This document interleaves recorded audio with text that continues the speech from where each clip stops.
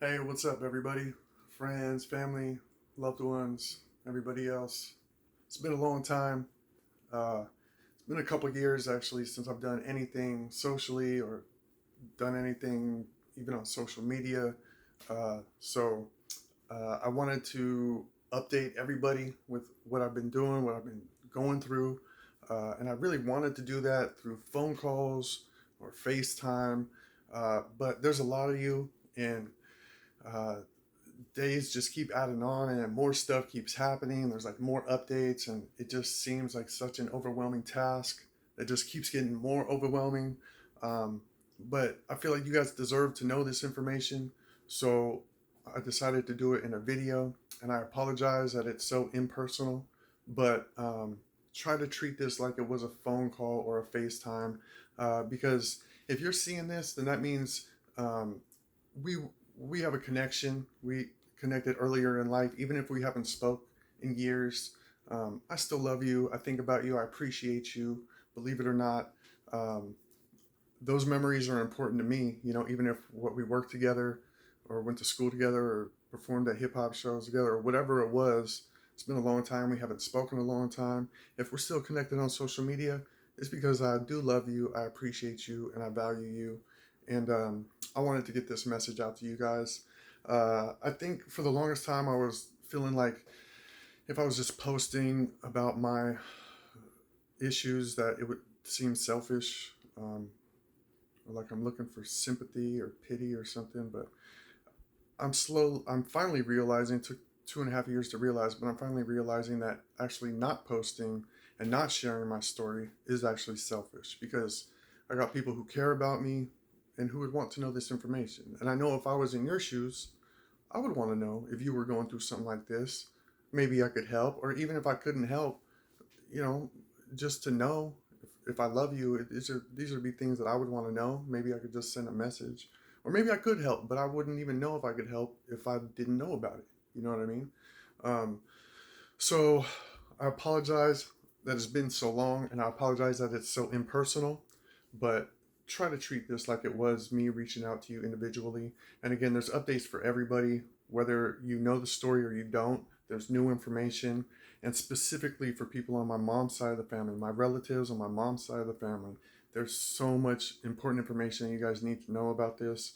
I was diagnosed with something that apparently runs in my mom's side of the family that was just discovered in the 90s. Um, so let's just get into it. So about 2.5 years ago, 5/15/22 was the day. It was a Sunday. I just woke up out of bed. It was like 7 in the morning, and just shot out of bed in just pain, just complete pain. My entire body was just filled with pain, and I was dizzy, and I couldn't. I was taking like deep breaths, but it's like I couldn't get any breath. I was like get lightheaded. I was sweating, but I was cold. You know what I mean? All these signs of like a heart attack, basically. And I was like, "Am I having a heart attack?" I even said it to myself, but then I was like, "No, I can't be. I'm healthy. You know, healthy-ish, young-ish." Um, I was 38 at the time, which I know I'm an old man, but I'm 40 now. But as far as heart attacks go, that's pretty young. And I'm healthy. I eat healthy. I exercise, manage my stress and sleep well. I don't smoke cigarettes. I don't drink alcohol. I'm not perfect, but I'm healthy, you know, so I shouldn't be having a heart attack. Um, and it's just me and my son here. I live here with my son, you know.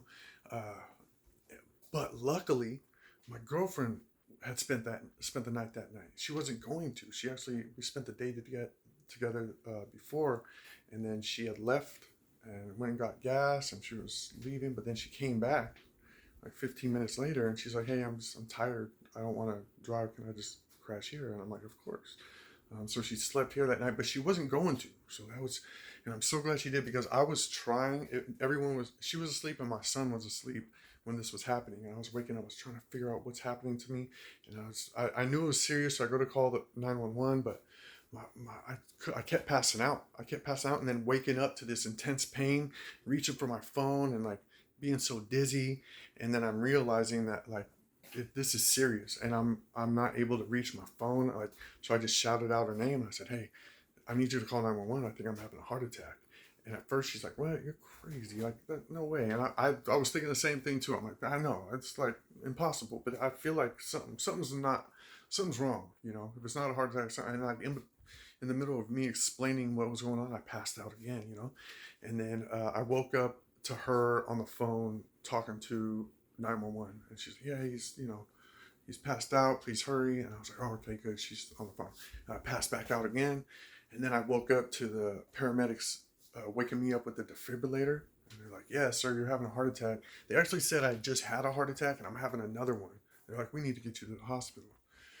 Man, it was crazy. So they rushed me out. My son was awake at that time, and I remember saying bye to him, but saying like, "I love you," like a final goodbye. And I wasn't sure, but I was trying to basically say bye and also say I'm going to try to be back, but if I'm not back, just know that I love you and I'm proud of you and my love for you will always be with you and our memories will always be there.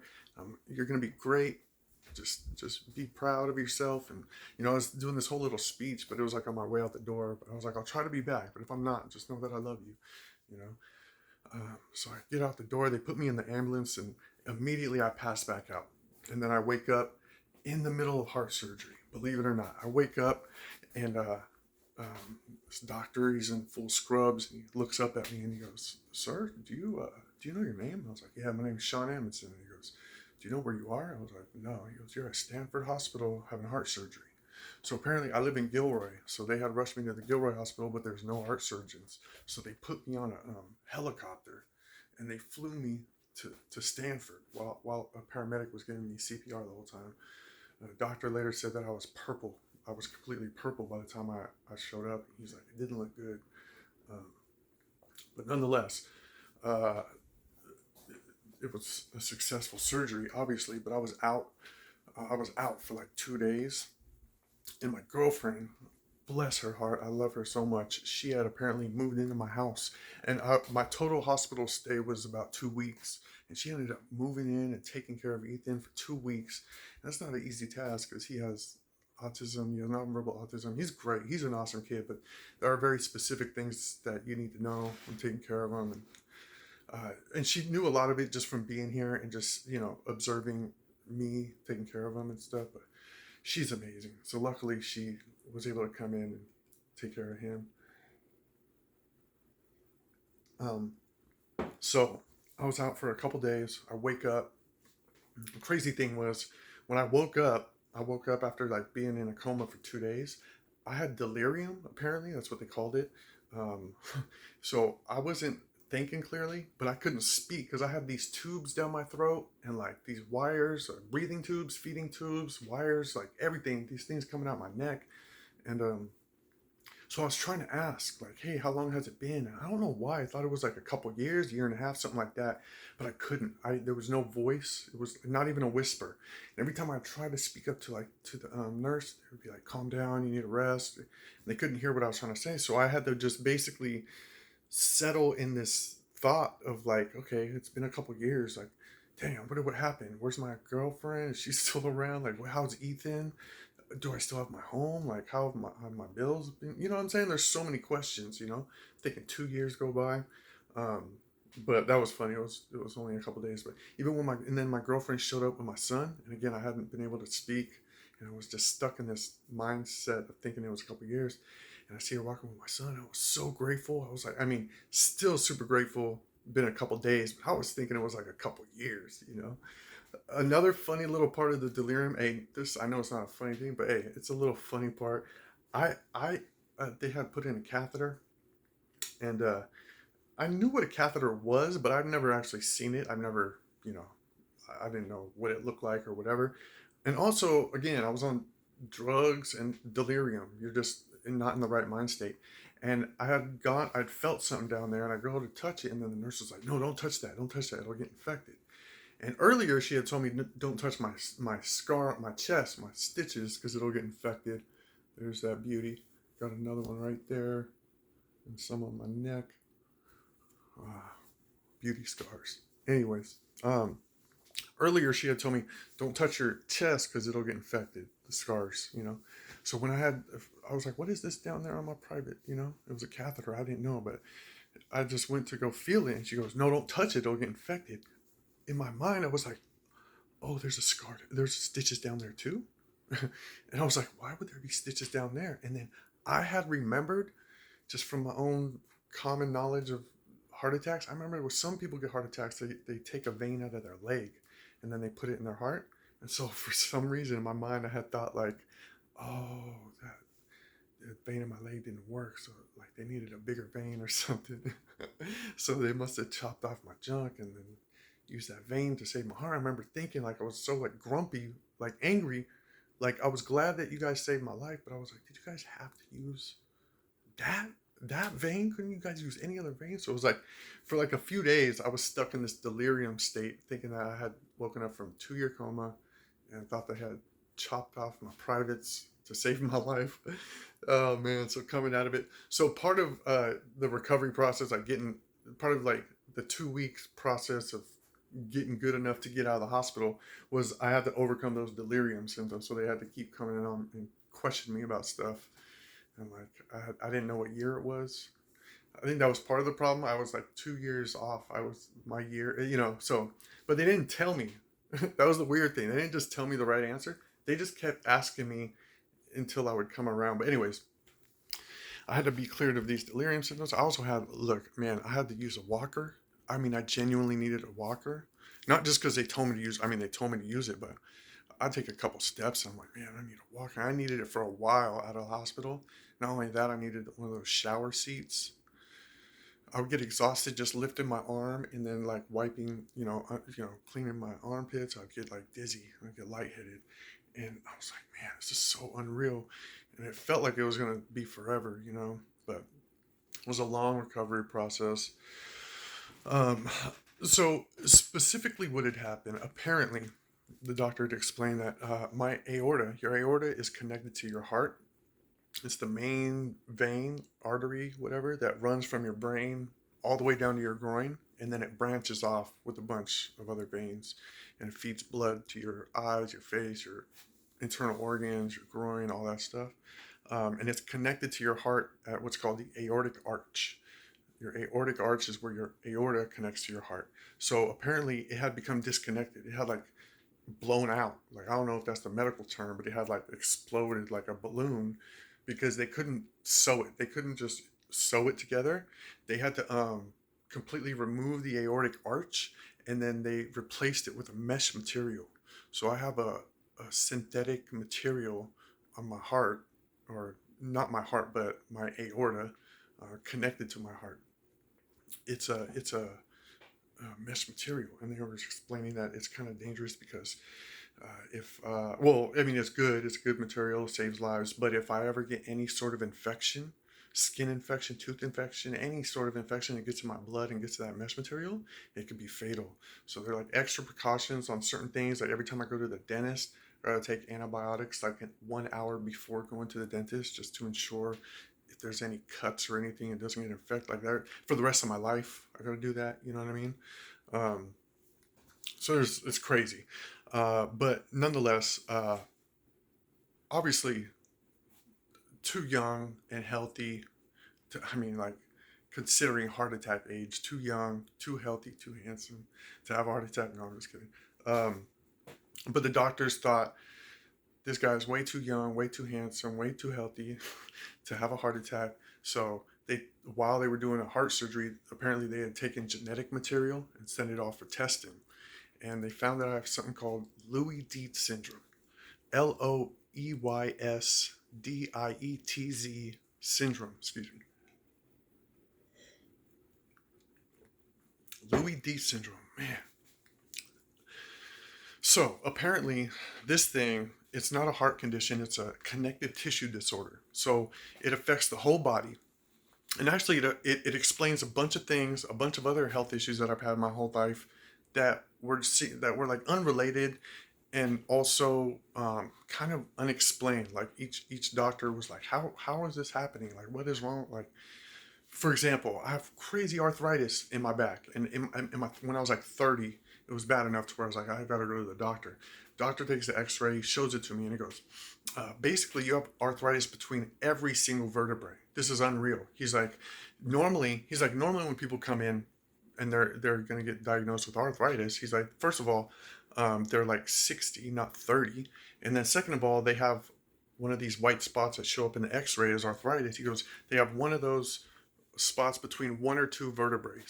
He goes, you have it down your entire back, from your spine down to your hips. He goes, you have arthritis throughout your entire body. And again, looking pretty healthy.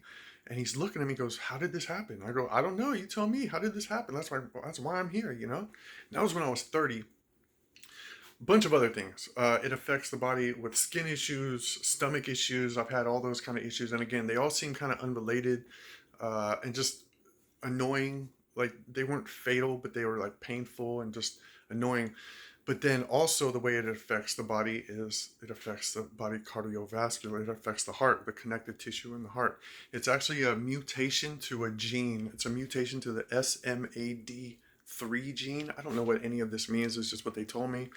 We all have different genes and they have different names. There's one gene called the SMAD3 gene, and this gene is responsible for connective tissue. Another thing that happens with Loeys-Dietz syndrome is your aorta, basically. So what happened with me is not common, but what is common is this aorta issue with Loeys-Dietz syndrome. Your aorta basically continues to grow. Even after we all grow, obviously, to a certain size in our body parts, they grow and then they stop growing, right? But with people with Loeys-Dietz syndrome, your aorta, your body just keeps trying to like expand. Your aorta keeps trying to get wider, but the walls are only so thick, you know? So it keeps getting wider and wider and wider. The walls get thinner and thinner and thinner until finally the aorta splits. It splits open. Sometimes it'll split open all the way down. When that happens, it's immediate. Basically, that's fatal. There's no surgery that could fix that. What happened with me, they were luckily able to fix the aortic arch, but if it ever splits, that's a wrap, you know? So learning this was crazy. And I was I was like, I don't know, man. The different stages of grief. I think I was like in denial about it for a while. And then like, I don't know, man. It took a while. It's 2.5 years. It's still hard to process because here's the main update, the biggest update. This was the main point that I've kind of been trying to get to for the whole video. And this is the update, even for people, my own friends and family who I've been talking to about this, who feel like he's told me everything. There's one point that you don't know. There's one point that is the most important point about people with Loeys-Dietz syndrome, and that is the average life expectancy for someone with Loeys-Dietz syndrome is 37 years old. 37 years, even with surgery. That's what my doctor told me. So I was 38 years old when I had the heart attack. I'm 40 years old now. I really feel like I'm on borrowed time. And I'm not trying to sound dramatic. Again, the point of this video was really just to put the facts out there and let everybody know and kind of try to wrap up the last 2.5 years in a quick video. And it's already longer than I thought it would be. So I'm going to try to wrap this up.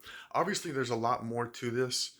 So if you have any questions or anything, feel free to reach out. You can message me, call me, comment on this post, whatever. I'm, pretty easy to reach for the most part, I believe. And I'm free to share my story with anyone and everyone. Again, I just don't want to talk everyone's ear off, but because I'm trying to wrap up the last 2.5 years, but there is a lot. But that's the main point. That's been the hardest point to address. So even when my friends and family call and they're like, hey, how's everything going? How you feeling? I'm feeling good. Everything's good. But I was feeling good up until the day of my heart attack. So I don't know how much emphasis I could, how much value I could put on how good I feel. Those are the facts. People with Loeys-Dietz syndrome, average life expectancy is 37. I had my heart attack and surgery at 38, and I'm 40 now. And every single day I wake up, I'm grateful. I'm thanking God. I really am. That's not just like a saying. I really am. I thank God every single day that I got another day, and then I pray that I have another one. I'm thankful I'm here for my son. I'm really all my son has. Don't get me wrong. We have a great support system, but I'm a single father. I grew up in foster homes and group homes and children's shelters, so I don't have too much like extended family that could necessarily come in and kind of take over and take care of them. We found a bunch of extended family on social media after, my childhood, which was amazing. And I'm so glad, and I value those relationships immensely. But let's be honest, I'm not, we don't know each other that well. And a lot of them are out of state and whatnot. So a big thing on my mind, a big part of my day, a big chunk of my thoughts always is going to setting Ethan up properly for the future, everything that I can. I'm talking with a lawyer right now and setting up like a trust and a will. Even though I don't have much, I'm doing what I can. I'm trying to establish who's going to take care of Ethan when I'm gone. So I'm walking this thin line between trying to prepare for not being here, but then also doing everything that I can to try to be here for as long as I can, and I am being positive about it. So just know that, everybody, like, I am being positive, living day to day positive. I'm doing everything that I can to be healthy and to, put an easier load on my heart with all the medicines they're giving me, even though I have good blood pressure and good cholesterol levels. They put me on medicines, cholesterol medicine and heart blood pressure and blood thinners, just to put that load on my heart easier, so that aorta issue, there's less pressure there. I'm doing everything I can. I'm taking all the medicine, I'm eating, but again, it's not a thing that has a cure. There's no cure to Loeys-Dietz syndrome. I can only try to kind of delay the inevitable. Excuse me. So there have been some updates. So you think that was it? That's not it. So brace yourself. There's been a lot of things. So first of all, they implanted this cardiac monitor. I have an implanted cardiac monitor. It's a little device in my chest that like sends a signal to my doctor, gives them all my pulse, I don't know, heart information, whatever. So that's giving them a bunch of information. And then I'm constantly going back for like follow-up CT scans, MRIs, EKG, ECG, all these. I don't even remember all the tests that I've done, to be honest with you, blood tests as well. But in one test, they did a CT scan to check that aorta, and they found that there is a split. The split has already started. So unfortunately, that thing that takes an average of 37 years, usually it's when that aorta keeps trying to get wider and wider and wider, and then it just splits open. They see scar tissue on my entire aorta, from my brain all the way down to my groin. There's a white line, and they said that's the scar already starting, and it is scar tissue. So it's good that you have scar tissue building, but it's bad that the process has already started. And scar tissue isn't as flexible as regular tissue, so it's not looking good. I'm not trying to be so like negative or down or depressing. Again, this video is really just to put the information out there so you guys know. So if anything does happen, at least you guys know. But just know that I'm doing my best to be positive, to live positive, and to live healthy, and taking all the medicines, exercising in a very specific way. I have to exercise, eat healthy, sleep, manage stress. I feel like I'm doing all that well. It's just the fact that there's no delaying the inevitable. There's, what Loeys-Dietz syndrome is what it is, And I do realize that for every average, you have some people who died way earlier and some people who died way later. So, keep my fingers crossed, doing everything I can. Happy to be here every day. I really am. I'm not like just putting that on. Even like driving is better. I don't care anymore. Like, people cut me off, that's fine. Go ahead. I value life in a whole different way, and I wish I valued it this way earlier. There's so much you wish at the end, or when you think it's the end. I don't know. I'm not trying to be so dismal. I'm just putting it out there. But that's not it. So strap in. We got more info, more updates. So in addition to that, when they were doing the CT scan, they also found a tumor in my brain. Believe it or not, they found a brain tumor. So I'm dealing with all this heart issue. They send me to do a CT scan to check out my aorta. In the process of doing that, they see something that shouldn't be there in the brain. Then they send me to the brain doctor. He sends me to get an MRI, finds out that it's a tumor, brain tumor. As if I'm not dealing with enough, right? Turns out, good news is it's not cancerous. It's not malignant. However, they could tell. But it is bad. It's big, so it's been growing for a long time, apparently. And it's in a really bad spot. It's right behind my eyes. It's where my eyes meet my brain. There's this tumor there. And man, so I met with the neurosurgeon, the brain doctor, the brain surgery tumor doctor, and then he said look, surgeons want to cut. Surgeons, that's their job, right? And he sat me down, he looked at the X or the MRI, and he's like, look, I'm gonna tell you this one, I don't recommend surgery. He's like, I won't operate on it, and I wouldn't recommend. He's like, obviously you get second opinions all you want, all that, but I wouldn't operate on this. And he explained to me why, and he showed me like this tumor is not like one like circle that you just one ball that you just kind of like pull out. It's a whole like mass. And he kind of explained it's like the consistency of like a loogie, like a spit, like snot, or like very very wet toilet paper. To where if you grab a piece, then just a piece will pull off, but the rest is still there, you know? So you'd have to go in and kind of like scrape all these areas to get it out. And even if a small piece is left, it'll all grow back. So he says, and not only that, it's in such a bad spot that even if he successfully removes the entire tumor, I could lose my vision for the rest of my life. I could lose, I could have paralysis of something, face paralysis for the rest of my life.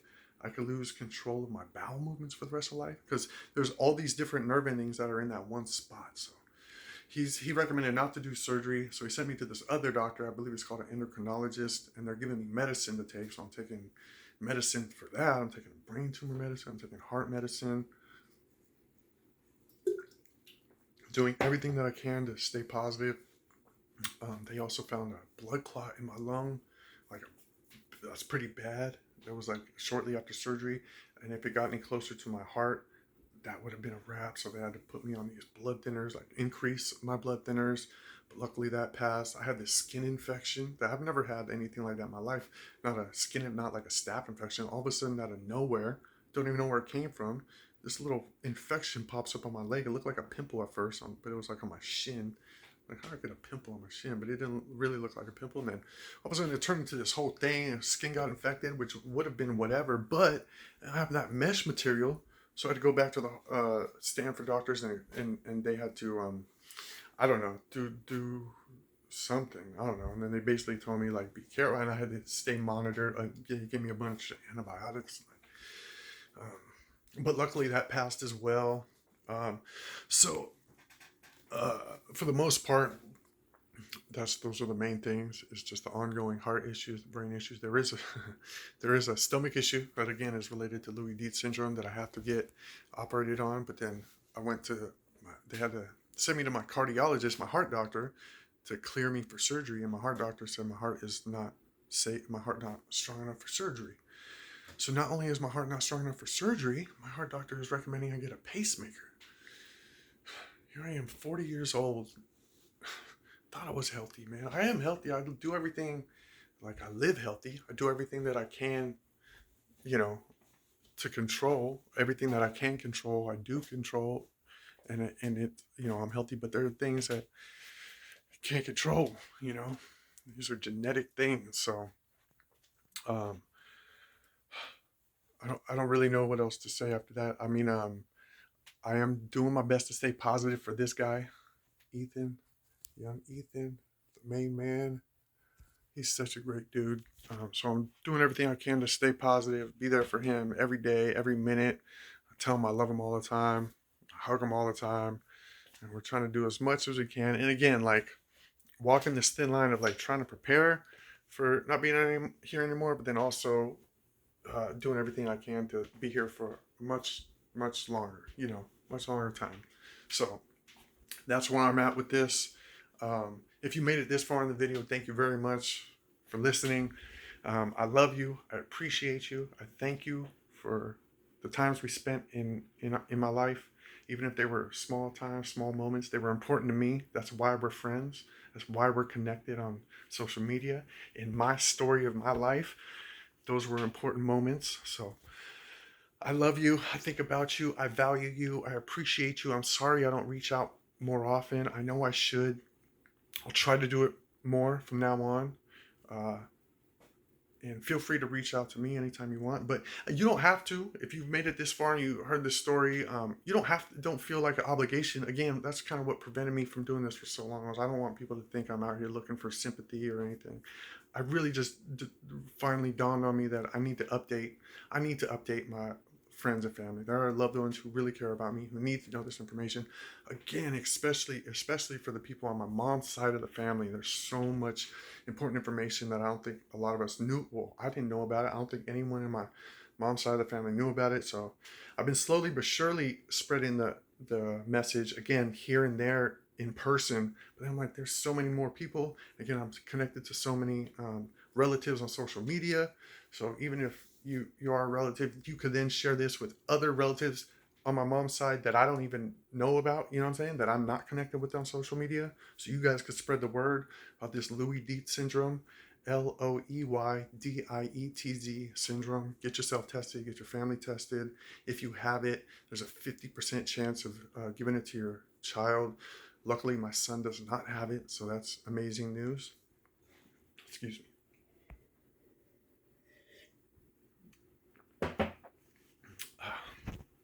But that's my story. I'm sticking to it. If you have any questions, again, feel free to reach out. I love you guys. Hug your loved ones, because you never know. We won't be able to do that anymore. Don't mean to sound so dramatic. I'm just saying. I love you guys. Thanks for your time. I'll talk to you soon. Oh, one last thing.